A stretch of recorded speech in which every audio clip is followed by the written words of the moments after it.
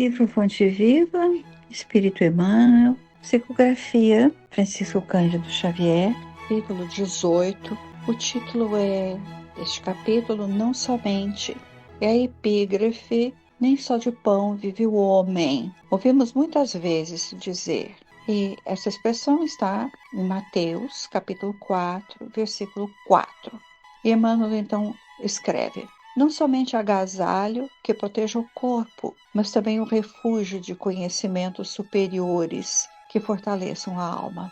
Não só a beleza da máscara fisionômica, mas igualmente a formosura e nobreza dos sentimentos. Não apenas a eugenia que aprimora os músculos, mas também a educação que aperfeiçoa as maneiras. Não somente a cirurgia que extirpa o defeito orgânico, mas igualmente o esforço próprio que anula o defeito íntimo. Não só o domicílio confortável para a vida física, mas também a casa invisível dos princípios edificantes em que o espírito se faça útil, estimado e respeitável. Não apenas os títulos honrosos que ilustram a personalidade transitória, mas igualmente as virtudes comprovadas na luta objetiva que enriqueçam a consciência eterna. Não somente claridade para os olhos mortais, mas também luz divina para o entendimento imperecível. Não só aspecto agradável, mas igualmente utilidade viva.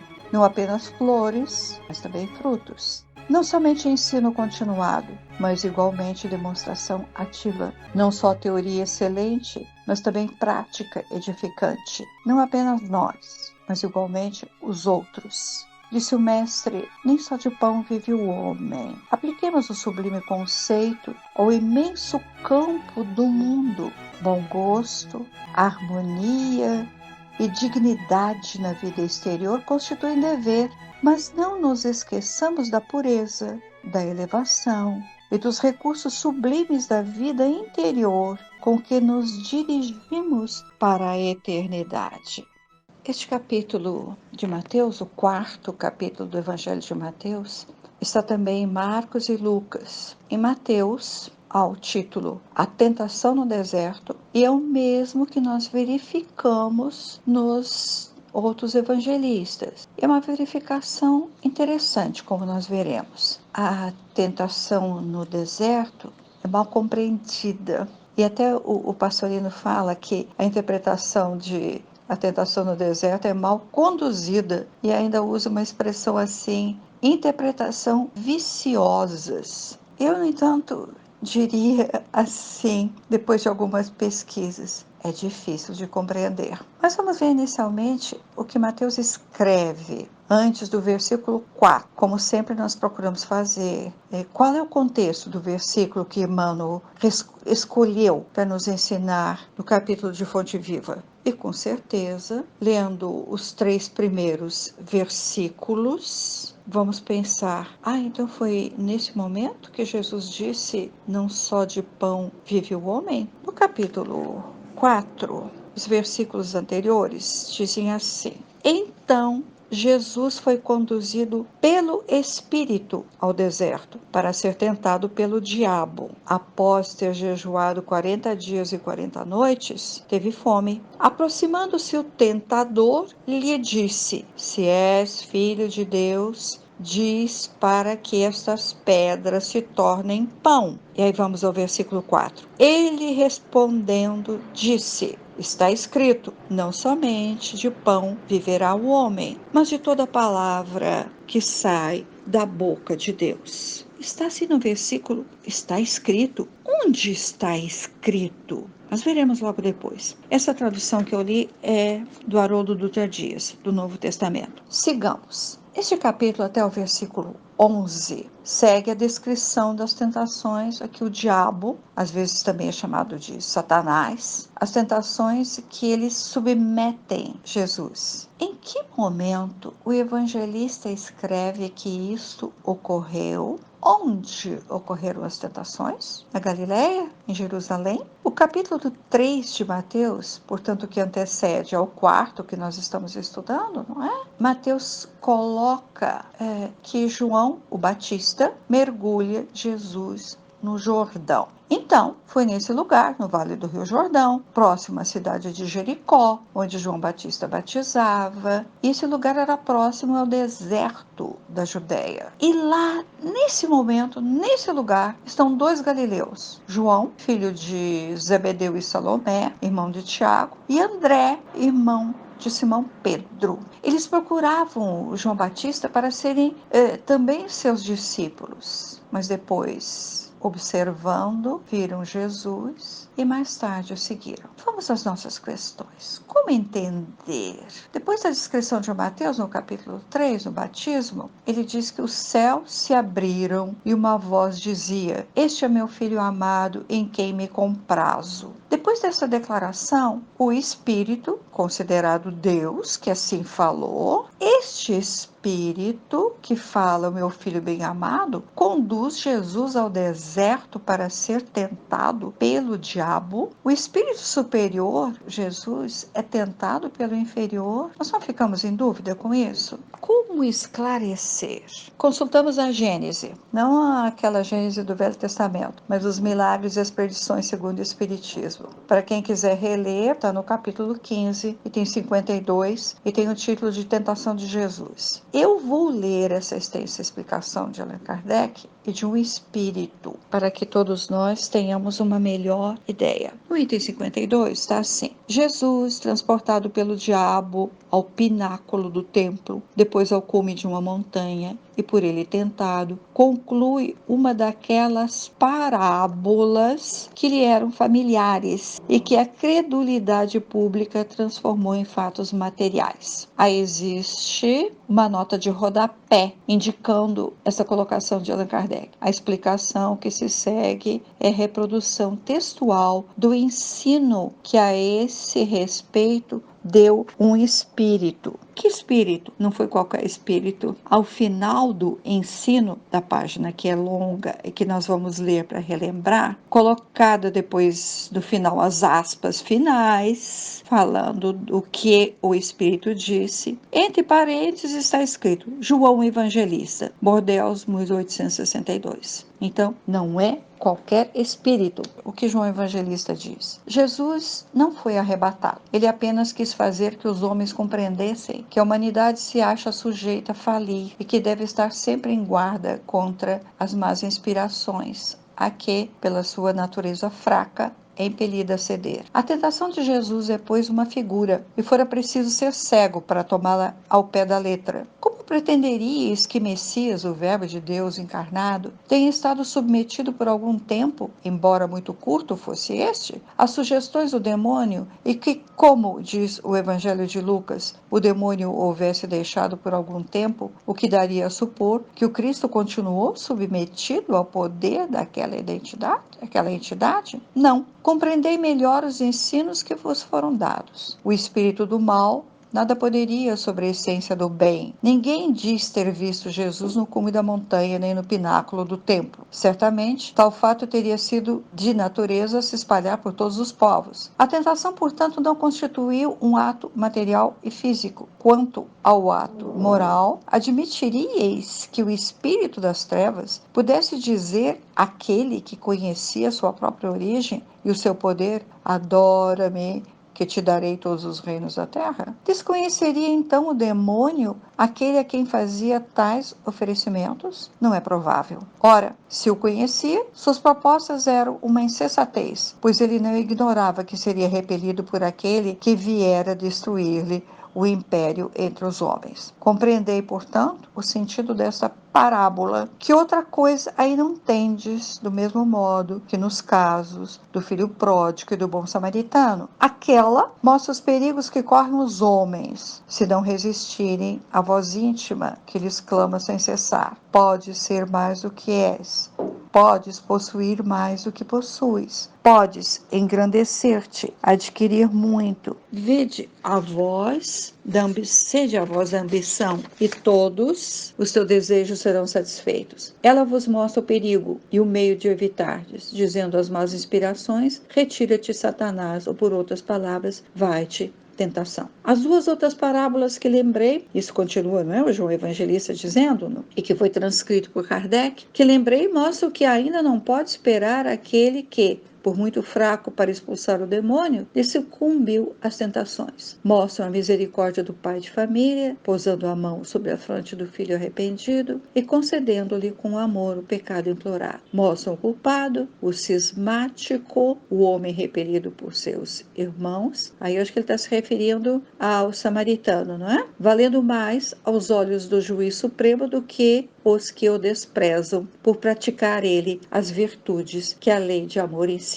E o último parágrafo do João em Gênesis: pesai bem os ensinamentos que os evangelhos contêm. Sabei distinguir o que ali está em sentido próprio ou em sentido figurado, e os erros que vos hão cegado durante tanto tempo se apagarão pouco a pouco, cedendo lugar à brilhante luz da verdade. Se nós entendemos bem, João Evangelista escreve que se trata de uma parábola, como tantas outras. Ele diz familiares às exortações de Jesus. E João Evangelista, na Gênesis, ainda cita como analogia as parábolas do filho pródigo, hoje que a gente conhece mais como dois irmãos, não é? E cita o bom samaritano. Será que Jesus relata na parábola que nós não conhecemos, que ele foi tentado no deserto? E é nesse momento que ele cita o Deuteronômio: não só de pão vive o homem. O que era o Deuteronômio? Quinto livro de Moisés, da Torá. E no capítulo 8,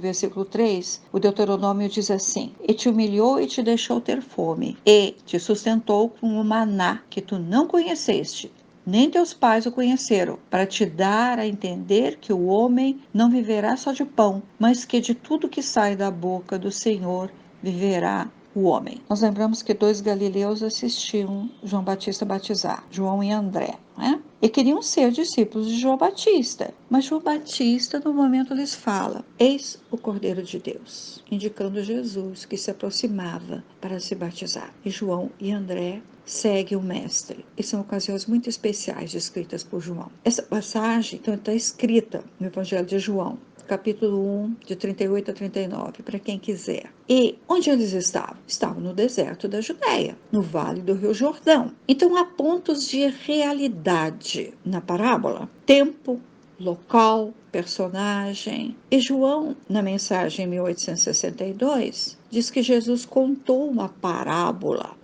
com cenário vivo. É certo que, por exemplo, quando ele conta que um homem descia de Jerusalém a Jericó, vamos lembrar que Jericó ficava 412 metros abaixo do nível do mar, na parábola do bom samaritano, quando ele dizia descia, mostrando Jerusalém como um lugar de santidade e Jericó não. Quando Jesus fala essa parábola, ele situa geograficamente, descia do alto para baixo, mas ele situa a parábola numa narrativa. E na tentação? Ele estava com João Batista, com João o discípulo, e o André. Tentando entender, lembrei do pensamento de um filósofo português que escreveu assim: a história da transmissão de um texto é sempre a dos homens que sobre eles trabalham. Mateus, como homem que escreve um texto, fala como ele ouviu, compreendeu a parábola contada por Jesus e sobre as tentações que o homem sofre, e coloca o acontecimento no deserto, junto ao Jordão, apoiando-se no relato de João Evangelista. Aliás, é o único deles a falar que ele, João e André, viram Jesus ser batizado. E mais tarde, com os manuscritos de Mateus, vamos supor, Marcos e Lucas o copiam. Mateus escreve sobre diabo e Satanás como ele entendia o que fosse o que agora, pelas traduções, explicações, nós já sabemos que diabo significa o opositor, o que se opõe a uma ideia, e que Satanás era uma figura do mal e que os persas haviam trazido muito antes. E o que dizem os estudiosos sobre a tentação no deserto? Resumo o que o especialista em Velho e Novo Testamento, o Severino Celestino, comenta. Ele entende que Jesus foi ao deserto para refletir sobre a missão que lhe foi destinada. Não foi tentação. A palavra traduzida que ele diz ser melhor é reflexão, meditação. Lembra ele que os grandes iniciados também estiveram no deserto. Moisés, que apresenta o maná, o povo faminto, porque não tinha pão. Elias, João Batista, Davi. E ele diz que Davi compôs o Salmo 23 no deserto. Sobre o jejum, não do alimento, mas purificação dos sentimentos, diz o Severino, que Satanás não podia oferecer a Jesus aquilo que o inferior não tinha, porque o Satanás oferece os tesouros e os mundos materiais. E Jesus depois diz, meu reino não é deste mundo. Mas percebemos que o doutor Severino não fala em parábola. Ele estuda circunstâncias mencionadas. Jesus é levado por Satanás, jejum, que não houve tentação, mas reflexão. Mas então houve 40 dias no deserto. Consultando Ivone Pereira, espírito, que escreveu no livro Encontros com Jesus, da editora La Chatre, ela conta que Jesus se retirou para o deserto por dias.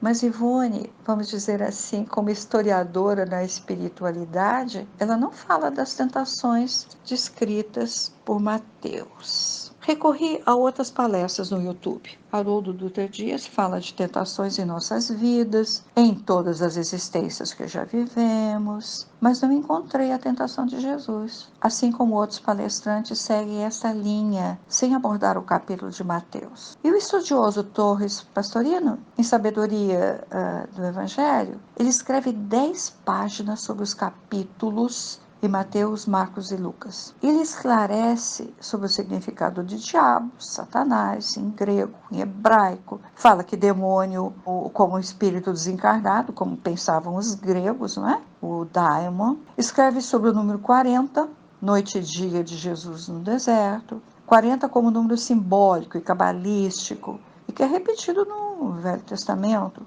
Por exemplo, ele cita o dilúvio, 40 dias. Moisés jejua no Sinai por 2 vezes durante 40 dias de cada vez. Os israelitas ficam 40 anos a peregrinar no deserto. Elias, Davi, Salomão e outros exemplos. Então, ele disse sobre as tentações, mas do egoísmo, da vaidade, do orgulho. E importante, ele diz... Pastorino, Jesus é levado ao deserto para consolidar a união com Cristo interior, onde permanece em oração e meditação, em isolamento. Há nesse momento uma semelhança do conceito que fez o Severino Celestino. Essas colocações de Pastorino estão no volume 1, na página 135, para quem quiser consultar um pouco com mais pormenores. Bem, mas nós...